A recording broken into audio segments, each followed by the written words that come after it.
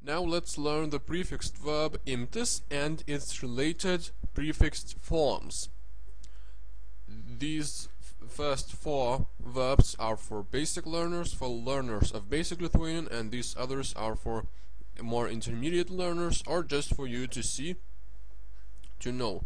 If you want to use some of these words, you can see their meaning and sentence examples. Imtis means to take up a work or a task. Pasiimti, to take, a finished action, just the same as paimti, to take. Pasiimti is to take. If you take something for yourself, you use this verb. Susiimti, to concentrate. Nusiimti, to take off a cap or a hat. Undertake, apsiimti, apsiimti. Atsiimti, to take back. This prefix at often is with the words where in English you have back, take back, call back, and so on. Where in English you have back, in Lithuanian you have the prefix at. Išsiimti means to take out. Užsiimti, make oneself busy or occupy. And prisiimti, to take the responsibility or bear the responsibility.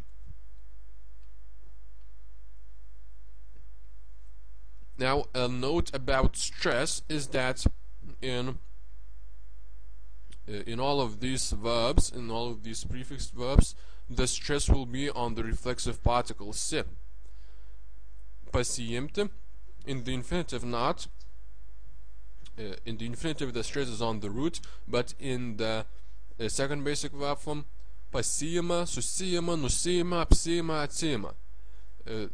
The second basic verb form with its related forms, present tense, pasiimu, aš pasiimu, tu pasiimi, jis susiima, and past tenses too. The third basic verb form, pasiėmė, susiėmė, aš pasiėmiau, tu susiėmei, jis nusiėmė. The stress is always on the reflexive particle si.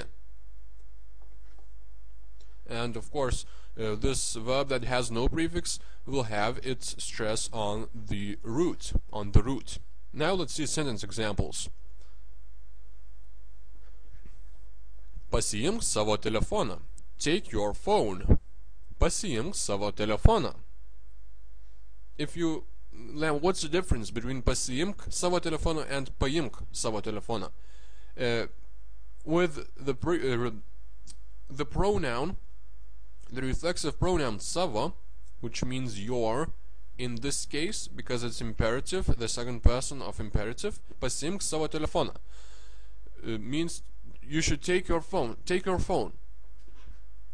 And if you use this verb without the reflexive particle, you say paimk telefoną, means to take. You should take someone's phone. No, it's not your phone. And the phone is yours. So we use the reflexive pronoun savo and the reflexive particle, the reflexive verb.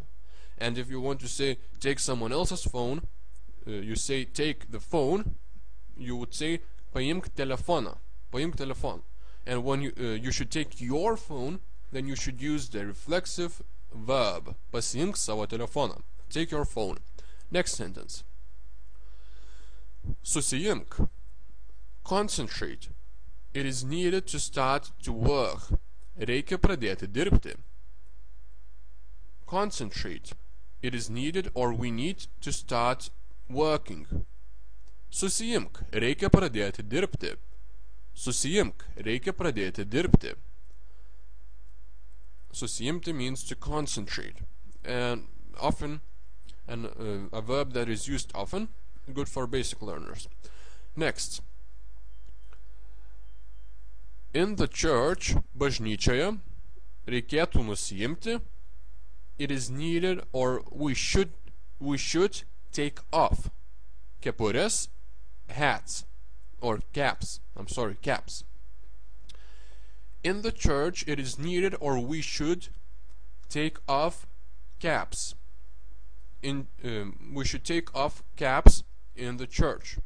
Reikėtų is subjunctive. Bažnyčioje reikėtų nusiimti kepures. Bažnyčioje reikėtų nusiimti kepures. Next, a sentence about Jamie Oliver, the famous cook. Jamie Oliver, apsiėmė. Now look at this word, apsiėmė. Apsiėmė means undertook, a task. Undertook, apsiėmė. Mokyti, to teach, mokyti, maisto ruošos. Maisto ruoša is the preparation of food. The preparation of food, and it can mean cooking.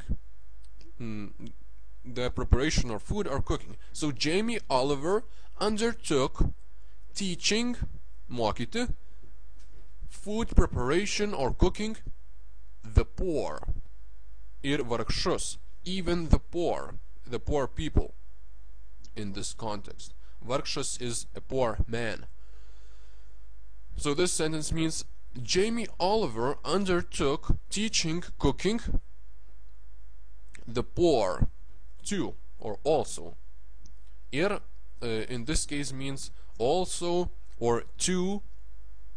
So James Oliveris mokyti maisto ruošos apsiėmė ir vargšus. Jamie Oliver to teach cooking undertook the poor, even the poor. This is the literal translation, and the normal translation would be Jamie Oliver undertook teaching cooking to the poor, James Oliveris apsiėmė, undertook, mokyti maisto ruošos, teaching cooking, ir vargšus, to the poor.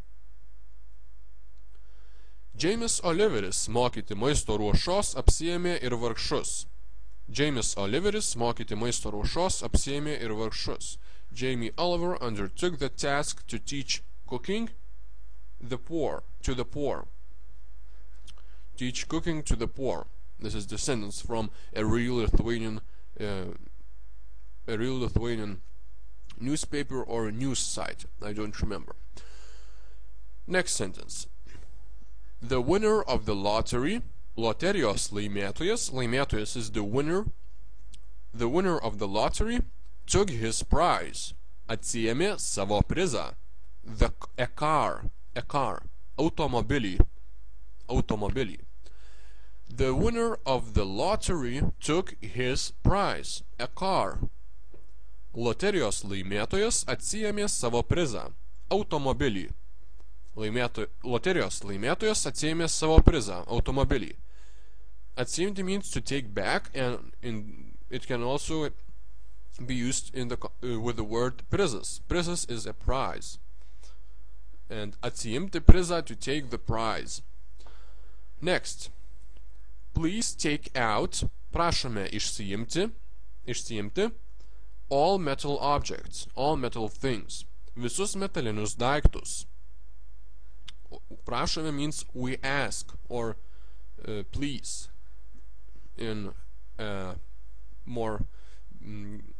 better English translation. Please, or literally we ask to take out, išsiimti. Prašome išsiimti, we ask to take out, or please take out all metal objects, visus metalinius daiktus. Prašome išsiimti visus metalinius daiktus. Prašome išsiimti visus metalinius daiktus. Next. Occupy your seats. Užsiimkite savo vietas. Užsiimkite savo vietas. Occupy your seats. And I didn't say that this sentence, of course, with the taking out of metal objects could be heard in an airport. Now the last sentence. One man, vienas žmogus, took the responsibility, prisiėmė atsakomybę, for the mistake, už klaidą. One man took the responsibility for the mistake. Vienas žmogus prisiėmė atsakomybę už klaidą. Vienas žmogus prisiėmė atsakomybę už klaidą. That was it. This was the root im, am, yam. 3 roots, mostly the 2, im and am. Depends on whether you use the present tenses or past tenses. Im, the second basic verb form and infinitive, and am in the past tense, in the third basic verb form. And this is it. It's a very important root, and this is the end of our lesson.